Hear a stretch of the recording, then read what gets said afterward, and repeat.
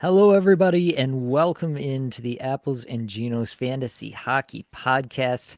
My name is Nate Grudniblink, and I am the creator of Apples and Genos, originator of the Zero G draft strategy, and contributor to Yahoo Fantasy. In this podcast, right here, Blake and I are going to talk through 7 potential busts who might sink your fantasy squad if you take them where they are currently being drafted. Let's get it.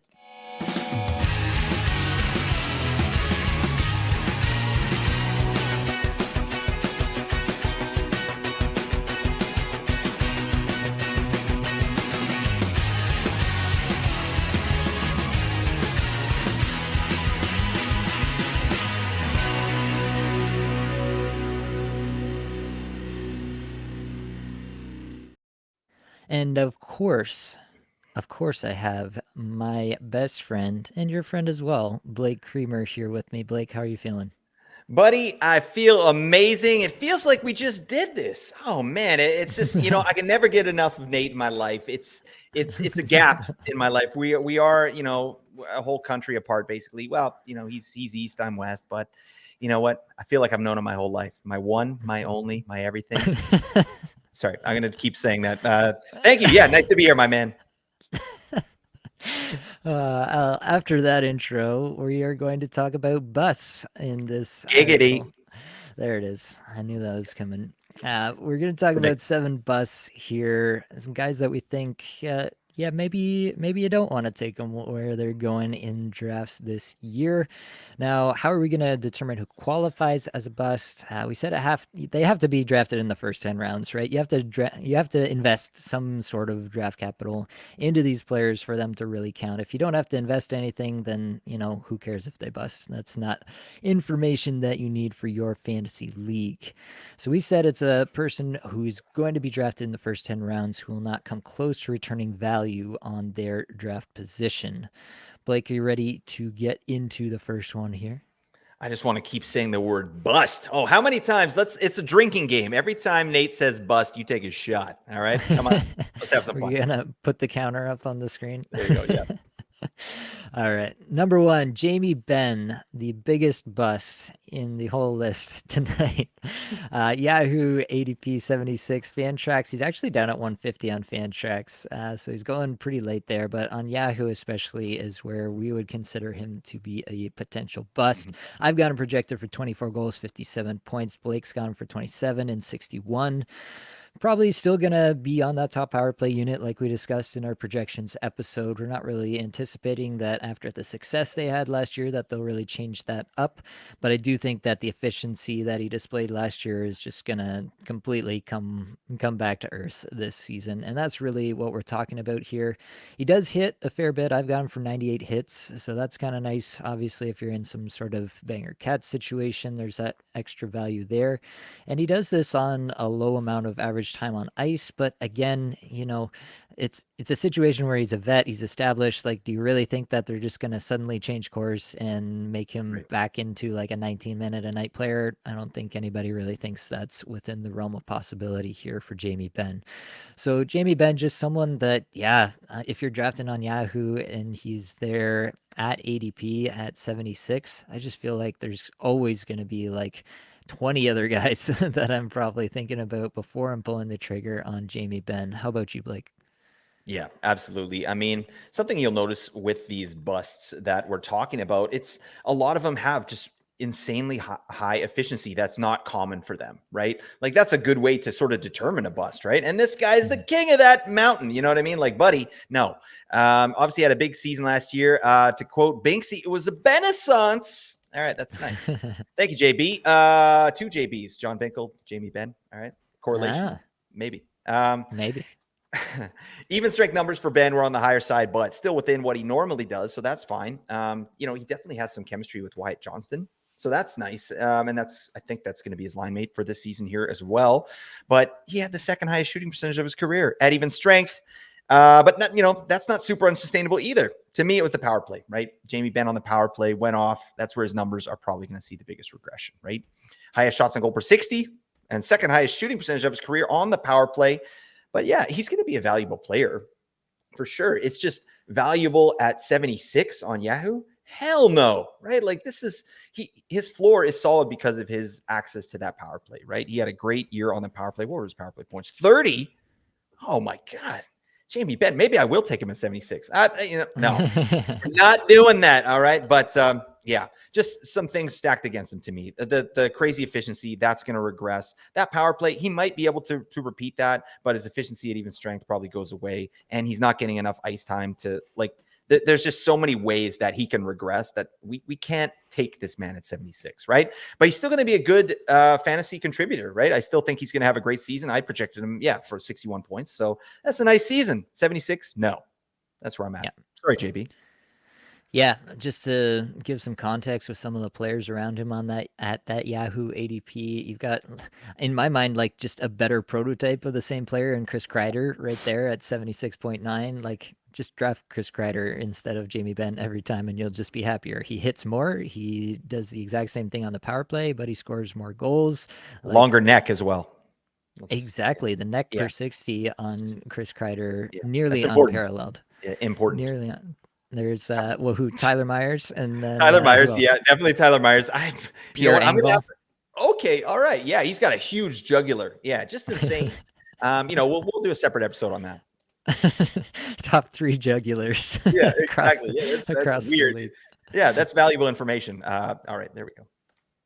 All right. So yeah, I would just draft Chris Kreider every single time, or you could draft Kevin Fiala, who's going even later, or you could draft Andrei Svechnikov, who's going even later than that, or you could draft Adrian Kempe, who's going even later than that. There's just so many options. Like, I don't know why you would ever take Benn over any of those guys.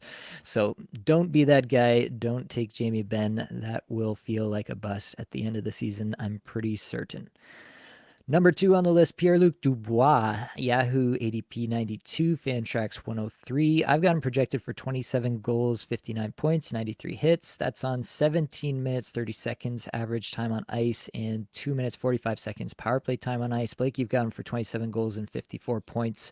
Really similar numbers in terms of the projected role there. I think people are just thinking wrongly about Pierre-Luc Dubois. Like, he's going to waltz in there and be like a 20-minute a night top line center or something. And that's why he's getting chased up. I just don't think that the Kings have that role for any player within their system. They're a little bit more of this Carolina kind of system where they roll some lines, right? They now have, I would say, 3 really good lines that they'll probably roll pretty evenly at even strength.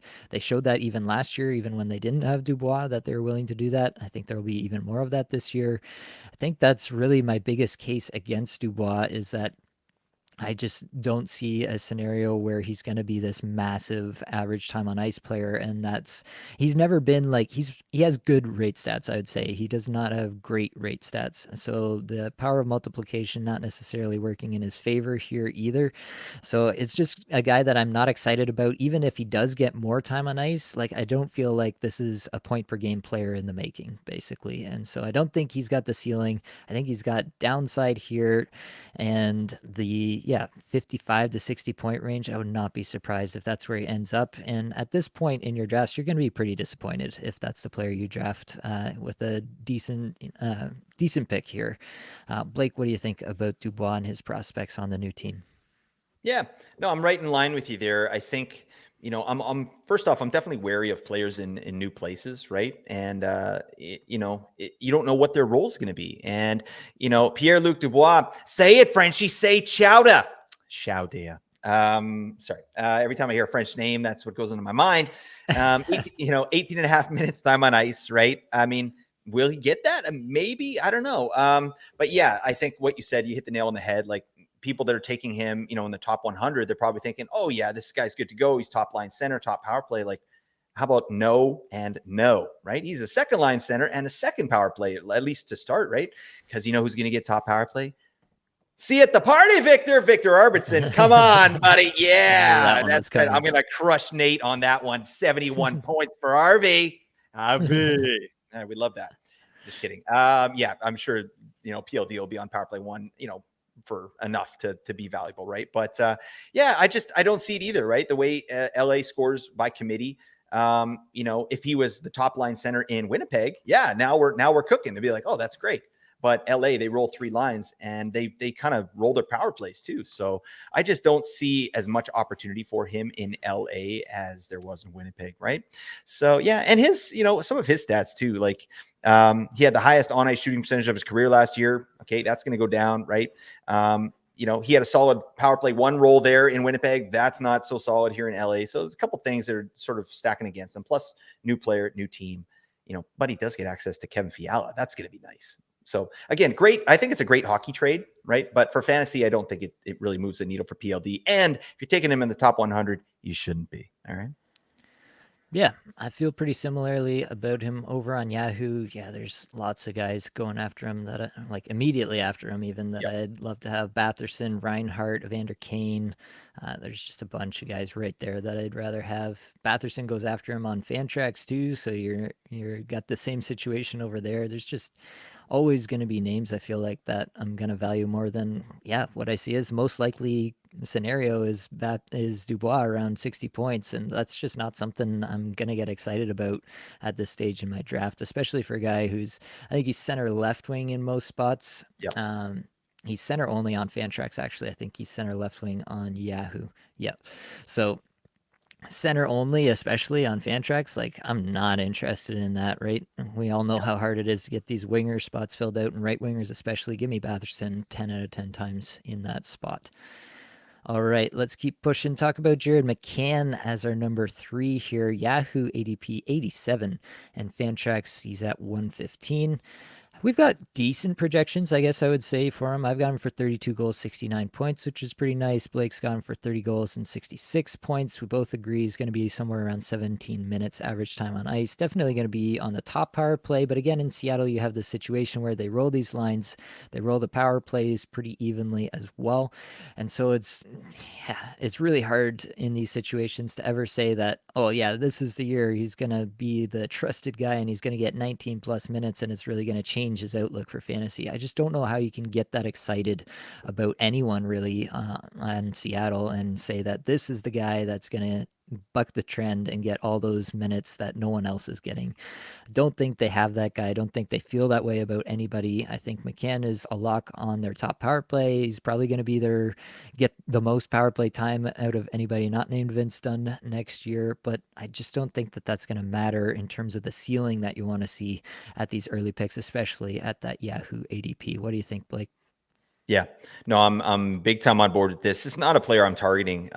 First off, because his power play metrics were reasonable. Like they weren't outstanding. It was Seattle in general at even strength. Their efficiency was through the roof, right? And this guy, he was the king, right? At like 19% shooting percentage on the entire year. That's a career high, right? But there's other stuff too. Like his luck metrics were just out of hand. Like at 5v5, 21.5% shooting percentage. IPP was 71.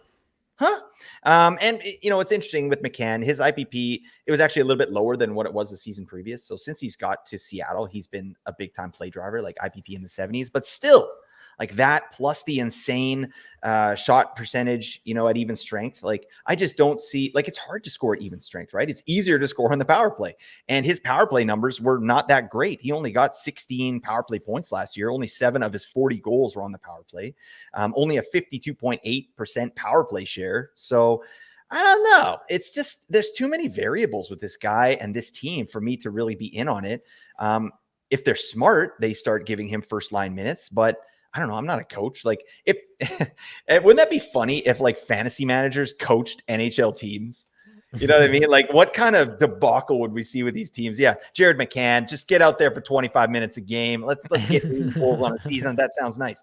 I just like, I'd like to see more deployment, right? More deployment. And then I'm in a little bit more on Jared McCann because he needs to up his power play numbers, right? I think that's where he can, like his ceiling gets a little higher, but I think the floor is going to fall out on his even strength production.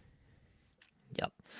Yeah, just to add some more context on that one too, over on Yahoo, obviously in the same range as Dubois, but a couple guys going in between McCann and Dubois that you're also passing on to get McCann at ADP right now would be Malkin, Kyrou, and Sergachev. Just something I'm not willing to do. I'd take all three of those guys in most setups over Jared McCann, just because perceived upside, really. Like, I think Kyrou and Malkin both have legitimate cases to be point per game players this season. I think Sergachev, obviously, it depends on the power play one, but if he does get power play one, he's going to be probably a top 10 fantasy defenseman this year. So, yeah, just three players in between McCann and Dubois that I would absolutely take over McCann at this price. Let's keep rolling. Talk about Pavel Buchnevich at number 4. On Yahoo, he's actually going pretty late. So we're talking actually mostly to you people over on Fantrax with this one, where his ADP is 95. So it's still a pretty decent pick that you're having to spend on Buchnevich here. And we both have healthy projections, I would say, on Buchnevich. I have him for 28 goals, 79 points. You have him for 27 and 85 points. So it's not like we're out on the player or the talent, but we both think that that's pretty much a ceiling projection. This is a player who lives on being efficient, and last year was probably a little bit more efficient than he probably should have been, eh, Blake? Yeah, absolutely. And when we say bust, this isn't like a do not draft situation, right? Like Right. Pavel Buchnevich is very valuable in fantasy, and as shown by our projections, right? Granted, they're kind of ceiling projections, but to me, when I'm looking at making a list of players that might bust, all right, I'm looking at efficiency, like unsustainable efficiency. And Buchnevich's name kept coming up when I was, digging in, right? He's kind of the same situation as McCann. His luck metrics were career highs, right? So shooting percentage, IPP, career highs, right? And, his on-ice shooting percentage, redlining. So those are all things that I think will most likely kind of regress, right? If you look at Seattle and St. Louis just as teams, they were 2 of the top 5 teams in the league in shooting percentage at all strengths, Seattle and St. Louis. So I think, Seattle maybe has a chance of that sticking or kind of close to where it is. St. Louis, I mean, I know it's something that they've been doing historically, but I think the wheels are going to fall off. That's not a good team, right? They're all super efficient. They don't shoot a lot, right? And Buchnevich is right in there. So, I think also he's got injury issues, right? Which is not something that we draft for, right? I think we're both on record saying that. But to me, it's just someone. He's not on my do not draft, but I need him at extreme value. And on Fantrax, it's not that, right? I'll take him maybe at his Yahoo ADP, but for Fantrax, this is a guy I'm staying well clear of. Yeah, and obviously for some context over there on Fantrax, the next player by ADP after Buchnevich is Jacob Chikrin, who obviously is a big favorite of mine. So I would 10 out of 10 times be taking Jacob Chikrin in that spot, almost regardless of my prior picks. Valery Nichushkin, actually on Fantrax, Buchnevich is left wing only, Nichushkin is right wing only.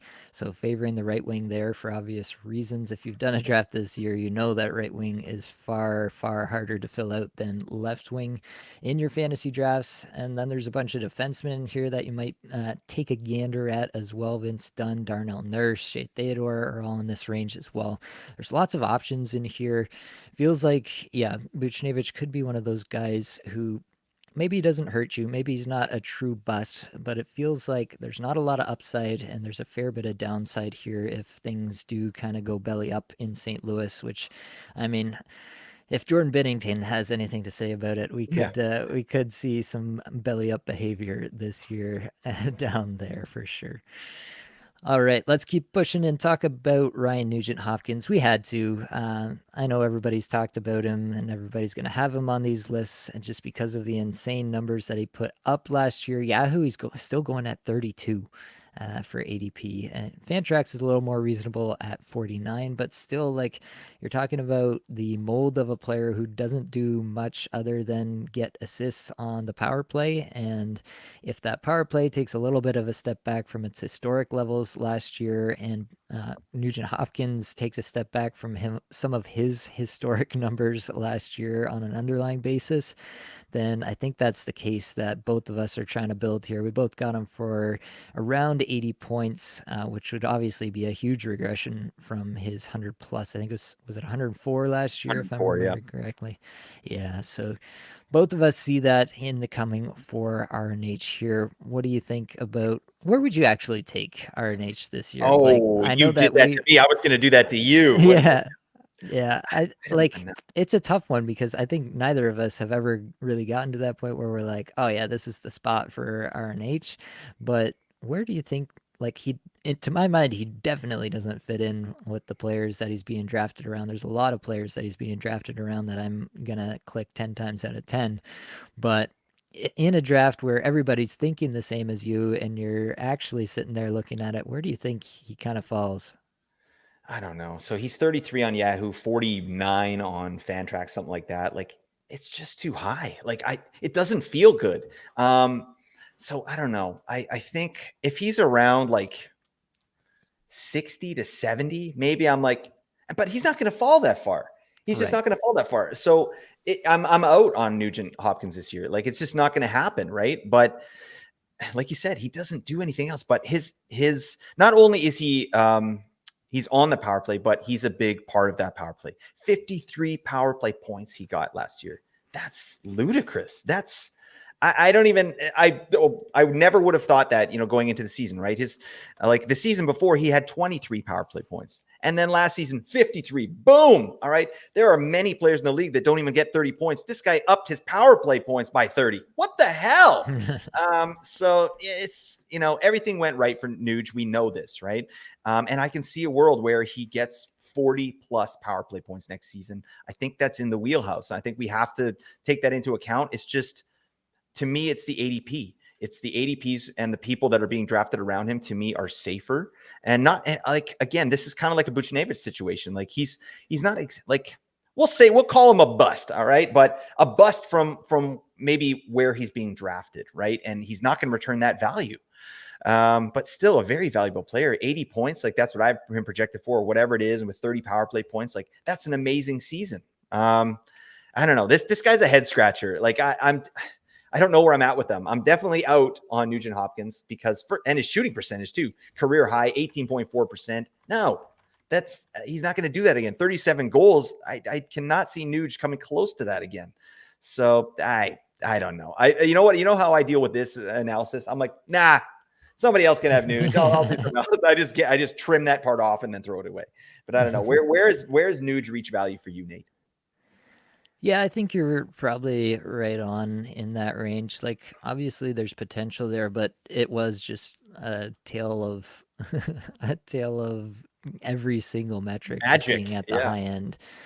Yeah, just feels like lightning in a bottle, right? Yep. That he was able to capture last year. 61% power play IPP. The previous 3 seasons, he averaged more around 50%. So that's just 10% right off the top.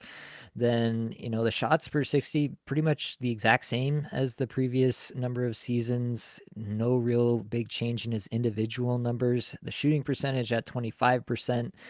He bounced around a little bit. The season before, he shot 2.4% on the power play, which was obviously going to bump back up this season, but it seems like the pendulum swung all the way in the other direction.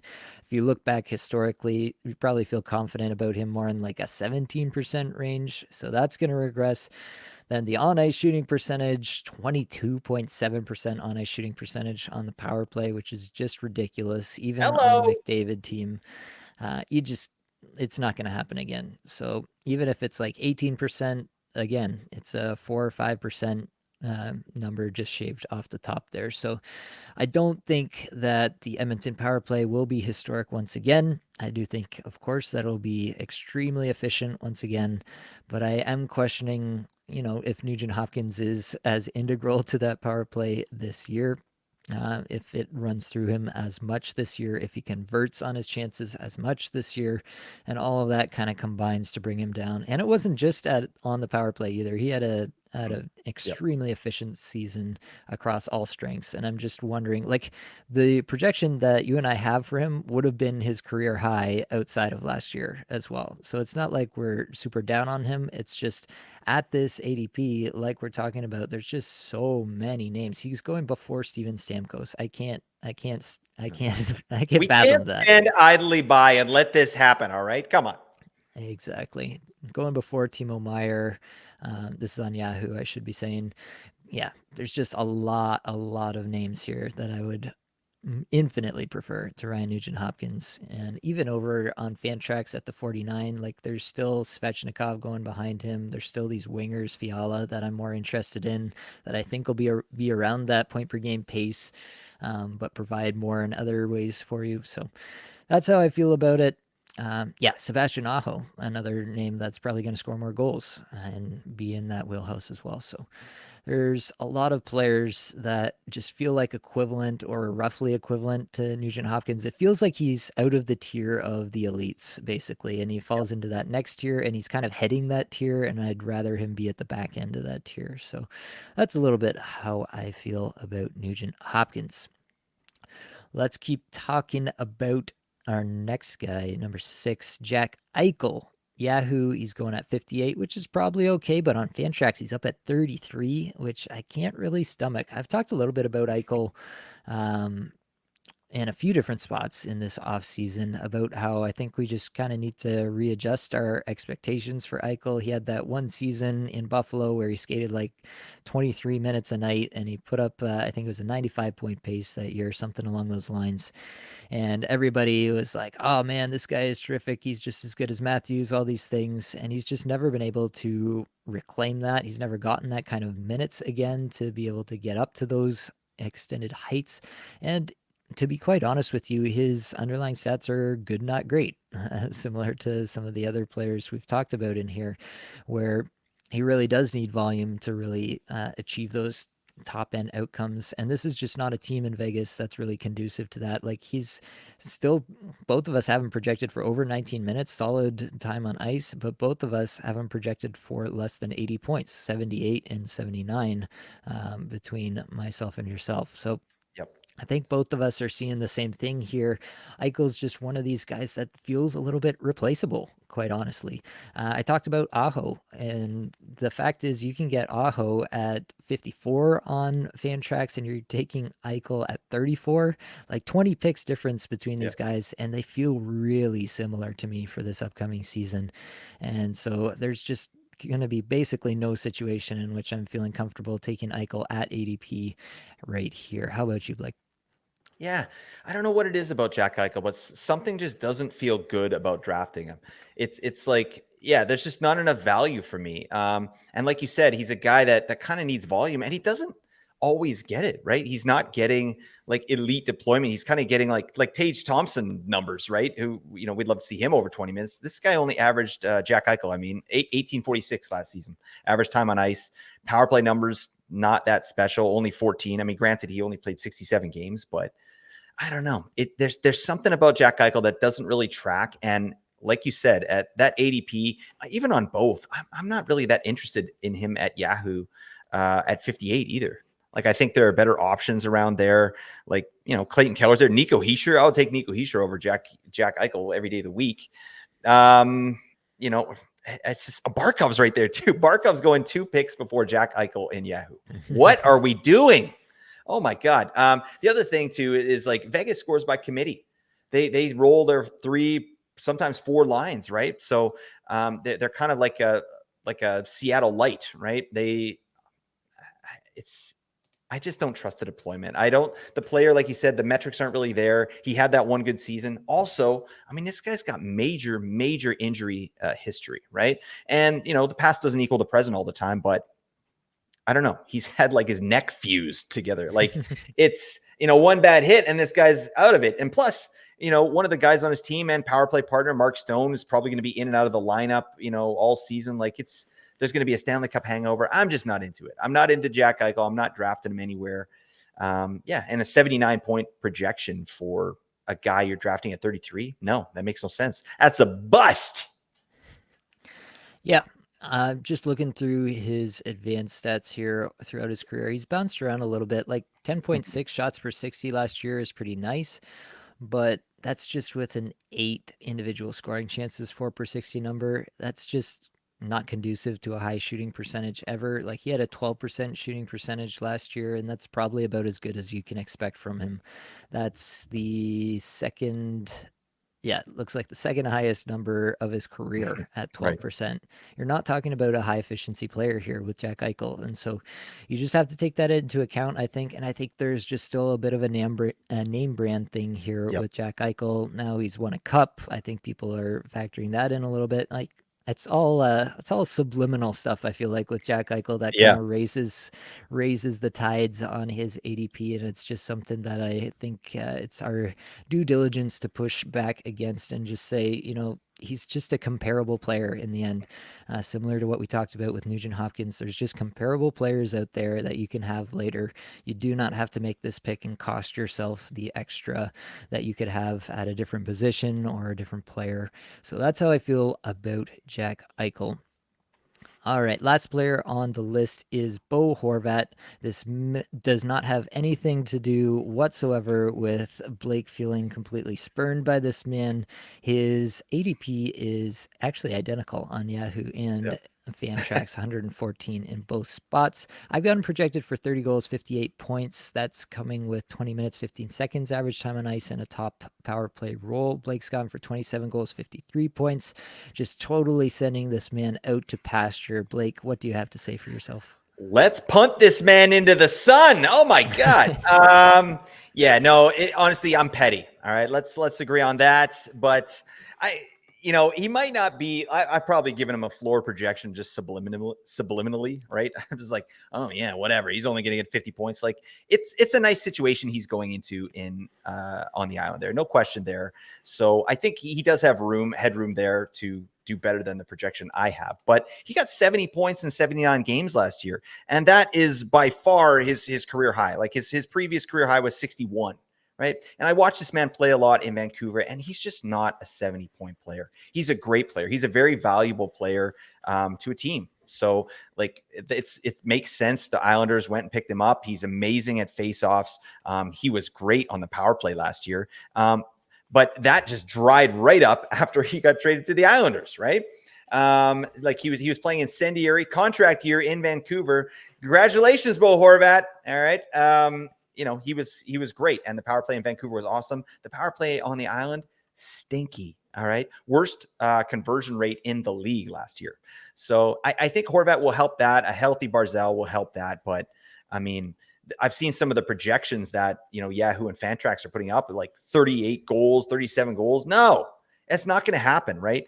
I don't see how Horvat repeats a 70-point season. I think he is closer to a 55, maximum 65-point player, and I'm projecting him for 52. So I don't know. What do you say about that, Nate? Are you picking Bo Horvat up?